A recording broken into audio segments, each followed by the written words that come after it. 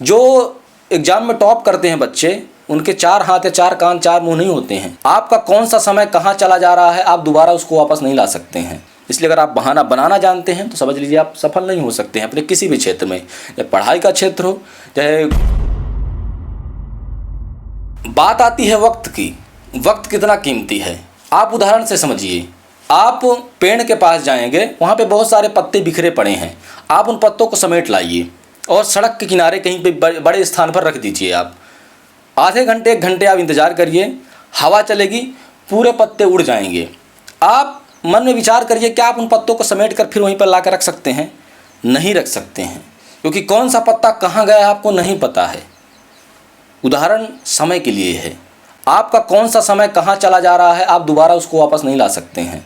आज आपके साथ जो समय मिल रहा है आपको लग रहा होगा खाली है, खाली नहीं है, वो कुछ करने के लिए था, हम नहीं कर पा रहे हैं क्योंकि हमको पता ही नहीं कि समय का सदुपयोग भी करना है। उदाहरण के तौर पे आप समझिए आपकी कल मृत्यु होने वाली है, यमराज ने आपको कहा कि आप कल मरने वाले हैं, आप 1 दिन में कर लीजिए जो करना है। आप क्या क्या कर सकते हैं? आपको तब याद आएगा अगर ये काम भी करना था, ये काम भी करना था, क्योंकि आपने उसको कल पे टाल रखा है। तो कौन करेगा? जब आपको अपने लिए ही समय नहीं है तो आप दूसरों से कैसे एक्सपेक्ट कर सकते हैं कि वो आपको समय दे, जब आपको खुद अपने लिए समय नहीं है। बहुत से लोग ऐसे मिल जाएंगे, कहते हैं मैं करना तो चाहता हूँ लेकिन होता नहीं है। ऐसा थोड़ी होता है।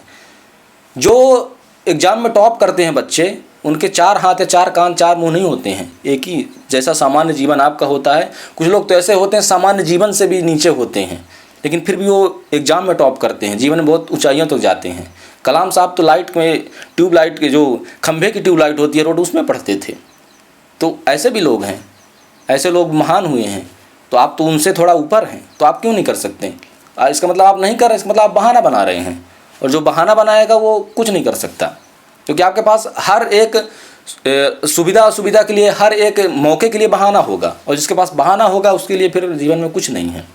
इसलिए अगर आप बहाना बनाना जानते हैं तो समझ लीजिए आप सफल नहीं हो सकते हैं अपने किसी भी क्षेत्र में, चाहे पढ़ाई का क्षेत्र हो, चाहे कोई सफलता का क्षेत्र हो, बिजनेस का क्षेत्र हो, कोई भी क्षेत्र हो।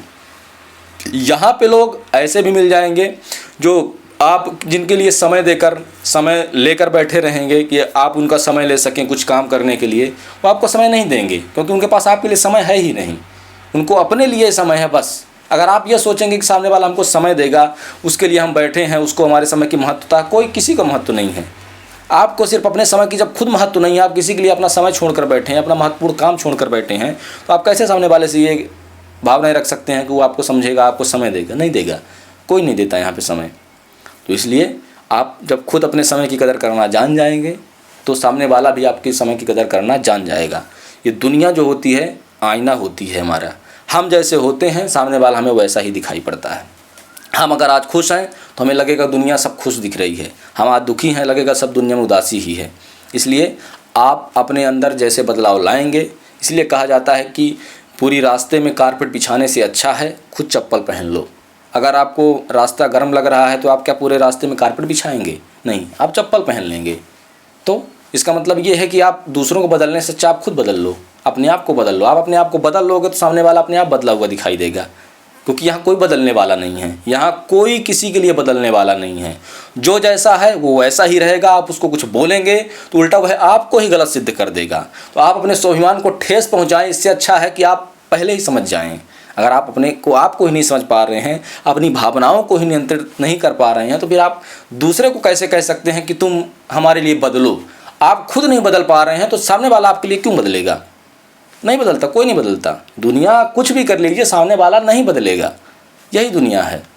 इसलिए सबके लिए सलाह यही दी जाती है कि आप अपने को बदलिए, सामने वाला बदले या ना बदले हमसे कोई मतलब ही नहीं है।